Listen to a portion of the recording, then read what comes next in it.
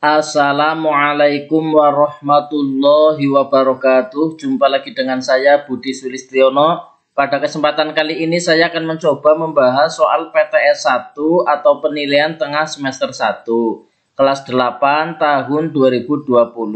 Dan ini untuk mempersiapkan diri menghadapi PTS 1 atau penilaian tengah semester 1 tahun 2021.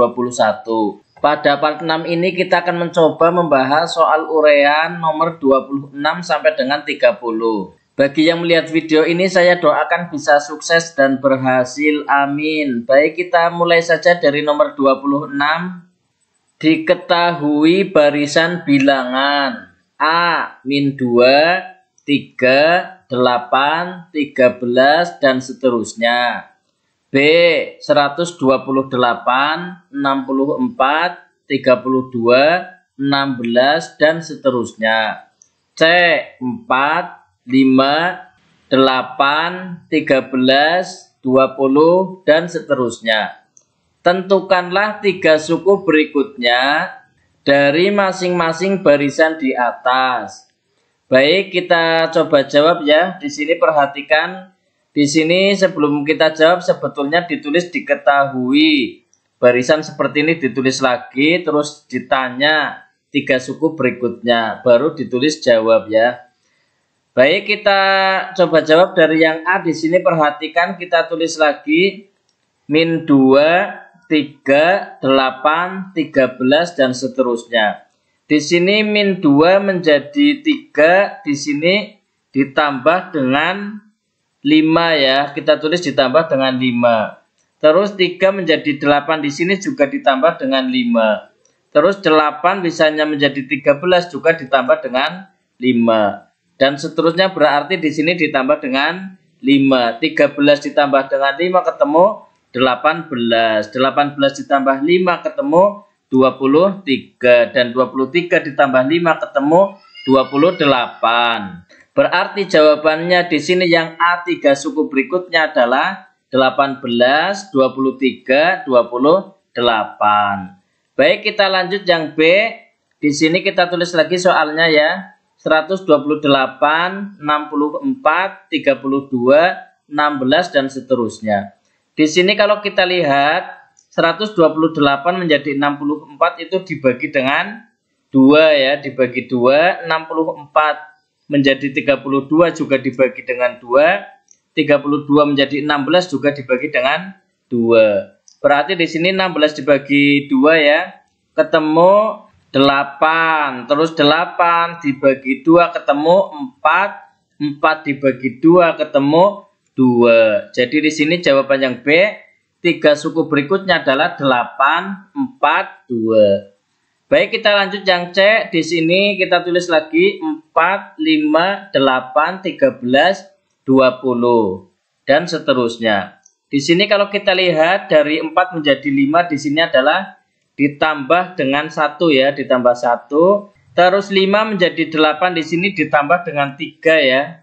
Terus 8 menjadi 13 ditambah dengan 5. 13 menjadi 20 ditambah dengan 7. Berarti di sini selalu ditambahkan dengan bilangan ganjil berurutan.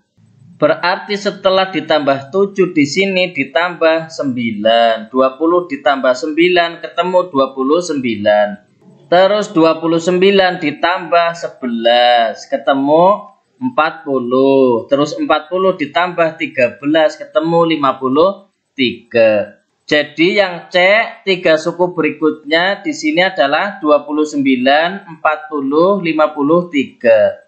Baik, kita lanjut yang nomor 27. Dalam suatu ruang sidang terdapat 15 baris kursi. Baris paling depan terdapat 23 kursi.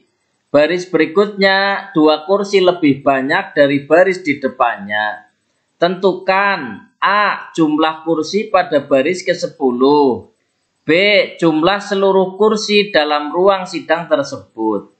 Baik, kita coba jawab ya. Sebelum kita jawab, kita tuliskan dulu diketahui suku pertama atau A di sini sama dengan 23 ya. Terus B atau beda di sini sama dengan 2. Terus N di sini sama dengan 15. Ditanya di sini A jumlah kursi pada baris ke-10 atau U10, B jumlah seluruh kursi dalam ruang sidang. Baik, kita coba jawab ya di sini. Untuk mencari jumlah kursi pada baris ke-10, kita gunakan rumus UN sama dengan A plus N-1 kali B. Di sini yang ditanyakan U10, N-nya kita ganti angka 10 sama dengan A-nya kita ganti 23. Ditambah N-nya kita ganti 10 karena yang ditanyakan U10 min 1 kali B. B-nya adalah 2. Terus kalau sudah seperti ini kita hitung. Di sini yang dikerjakan yang di dalam kurung dulu ya. Menjadi 23 ditambah 9 kali 2. Terus ada penjumlahan, ada perkalian. Kita kerjakan dulu perkalian. 23 ditambah 9 kali 2, 18. Kita jumlahkan hasilnya adalah 41. Jadi banyak kursi pada baris ke-10 adalah 41. Baik, kita lanjut yang B. Di sini jumlah seluruh kursi dalam ruang sidang. Kita menggunakan rumus SN sama dengan N per 2 kali 2A ditambah N-1 kali B. Di sini N-nya 15 ya.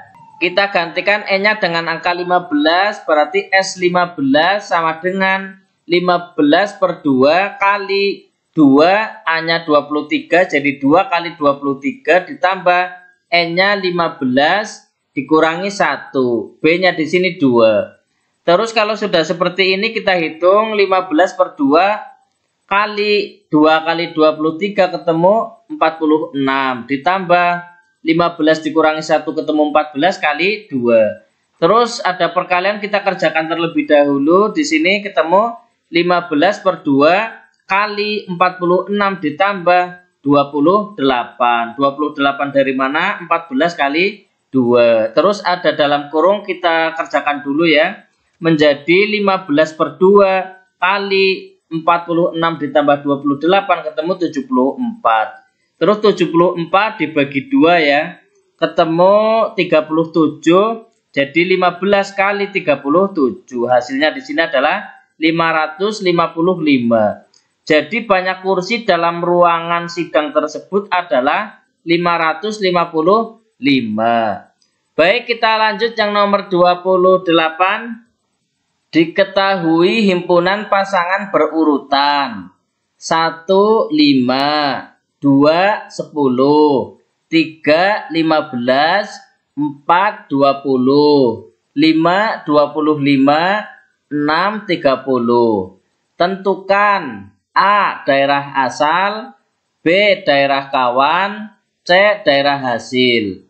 Baik, sebelum kita jawab ya, kita tulis dulu di sini. Diketahui himpunan pasangan berurutan seperti soal di sini ya. Terus ditanyakan di sini daerah asal, daerah kawan, terus yang C daerah hasil.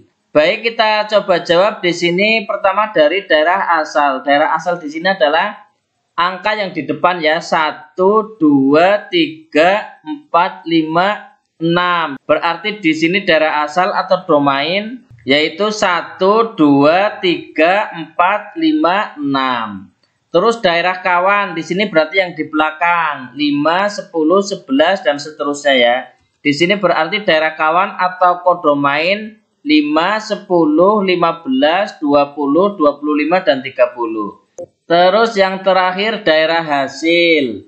Daerah hasil di sini adalah daerah kawan atau kodomain yang berpasangan dengan daerah asal. Berarti di sini mempunyai pasangan semua ya. Di sini berarti daerah hasil atau rank sama dengan 5, 10, 15, 20, 25 dan 30.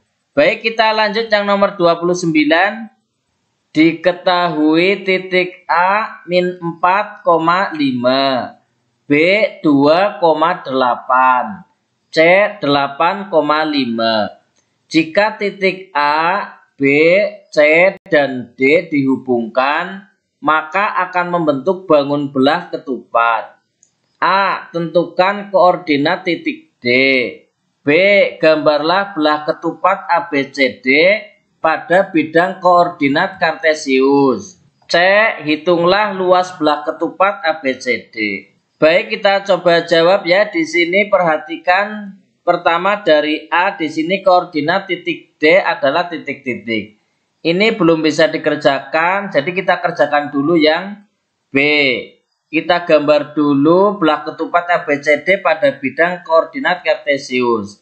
Silakan diperhatikan di sini untuk titik A di sini min 4,5. Min 4 ini berarti berada di sumbu X ya, berada pada sumbu X maksud saya. Terus 5-nya berada pada sumbu Y. Berarti di sini ya. A min 4,5. Terus yang B 2,8. 2-nya berada di sumbu X dan 8 berada di sumbu Y. Berarti di sini ya. Kita tulis di sini B 2,8. Terus yang C 8,5. Berarti 8-nya berada pada sumbu X dan 5-nya berada pada sumbu Y. Berarti di sini ya kita tuliskan. Nah, terus kalau sudah seperti ini kita gambarkan untuk belah ketupatnya ya. Nah, belah ketupatnya seperti ini, terus kita mendapatkan titik D. Titik D berarti di sini ya 2,2. Berarti kita bisa menjawab yang A. Koordinat titik D adalah 2,2. Terus kalau sudah seperti ini, kita lanjutkan yang C ya. Di sini luas belah ketupat, di sini rumusnya setengah kali D1 kali D2. Sama dengan setengah kali D1-nya adalah 1, 2, 3, 4, 5, 6, 7, 8, 9, 10, 11, 12 ya. Kita tulis 12. Dan D2-nya 1, 2, 3, 4, 5, 6. Kita tuliskan 6. Setengah kali 12 kali 6 ketemu 36. Jadi luas daerah belah ketupat adalah 36 satuan luas. Baik, kita lanjut yang nomor 30. Diketahui koordinat titik P min 6, min 2 dan koordinat titik Q 3,4. A. Gambarlah titik P dan Q pada bidang kartesius. B. Gambarlah garis yang menghubungkan titik P dan Q. C. Tentukanlah koordinat titik potong garis PQ dengan sumbu X dan juga dengan sumbu Y. Baik, kita coba jawab ya. Di sini kita jawab dari A ya. Gambar titik P dan Q. Di sini titik P adalah min 6, min 2. Min 6 ini berada pada sumbu X dan min 2 berada pada sumbu Y. Berarti min 6-nya di sini, min 2-nya di bawah. Berarti kita tuliskan di sini ya. P min 6, min 2. Terus yang kedua titik Q di sini adalah 3,4. 3 berada pada sumbu X dan 4 berada pada sumbu Y. Berarti di sini ya kita tuliskan. Nah, seperti ini P 3,4. Ini untuk gambar titik P dan Q. Selanjutnya yang B, gambarlah garis yang menghubungkan titik P dan Q. Kita gambar seperti ini lagi, terus kita hubungkan ya. Silakan dilihat, ini gambarnya. Nah, gambarnya di sini sudah ada titik P dan Q, kita tinggal menghubungkan saja. Nah, seperti ini ya. Nah, ini jawaban yang B. Terus yang C, tentukan koordinat titik potong garis PQ dengan sumbu X dan juga dengan sumbu Y. Silakan diperhatikan. Titik potong garis PQ dengan sumbu X adalah di sini ya, perhatikan titik potongnya. Di sini min 3,0 karena min 3-nya berada pada sumbu X dan 0-nya berada pada sumbu Y. Terus yang kedua, titik potong garis PQ dengan sumbu Y adalah 0,2. 0-nya berada pada sumbu X dan 2 berada pada sumbu Y. Baik, mungkin itu yang bisa saya sampaikan. Terima kasih, semoga bisa bermanfaat. Wassalamualaikum warahmatullahi wabarakatuh.